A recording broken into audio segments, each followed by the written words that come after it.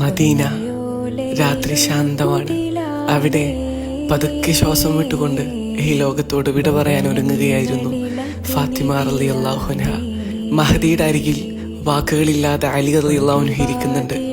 കണ്ണുകളിൽ പേടിയാണ്, ഹൃദയത്തിൽ വേർപാടിന്റെ വിറയലാണ്.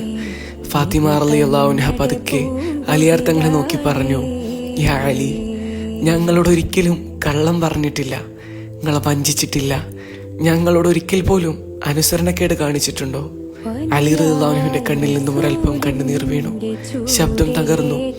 അല്ലാഹുവാണേ സത്യം, നിങ്ങൾ എന്നേക്കാൾ കൂടുതൽ ശുദ്ധയും കൂടുതൽ സത്യസന്ധയുമായിരുന്നു. മഹദി വീണ്ടും പറഞ്ഞു, ഇതാണ് എൻ്റെ അവസാന ആഗ്രഹം. എൻ്റെ വഫാത്തിന് ശേഷം എന്നെ രാത്രിയിൽ ഖബറടക്കണം.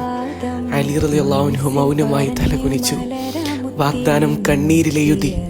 അല്പസമയത്തിന് ശേഷം ഫാത്തിമ റളിയല്ലാഹു അൻഹയുടെ ശ്വാസം ശാന്തമായി. മഹദി ഈ ലോകത്ത് നിന്നും വിട പറഞ്ഞുപോയി.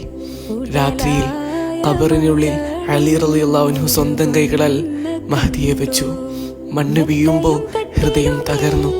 ഖബറിനരികിൽ നിന്ന് അലി റളിയല്ലാഹു അൻഹു വിറയുന്ന ശബ്ദത്തിൽ പറഞ്ഞു, യാ റസൂലല്ലാഹ്, നിങ്ങളുടെ അമാനത്ത് ഞാൻ തിരികെ നൽകിയിട്ടുണ്ട്. പിന്നെ ഖബറിലേക്ക് തിരിഞ്ഞുകൊണ്ട് പതുക്കെ പറഞ്ഞു, യാ ഫാത്തിമ, നീ പോയതിൽ പിന്നെ ഈ ലോകമൊട്ടും സുന്ദരമല്ല ഫാത്തിമ. നിങ്ങൾ മറുപടി പറയില്ലെന്ന് എനിക്കറിയാം, പക്ഷേ എൻ്റെ ഹൃദയം ഇന്നും നിങ്ങളോട് സംസാരിക്കുകയാണ്. അലിയാർ തങ്ങൾ അവിടെ നിന്ന് തിരിഞ്ഞു നടന്നില്ല. കാരണം തങ്ങളുടെ ലോകം ആ മണ്ണിനടിയിലായിരുന്നു.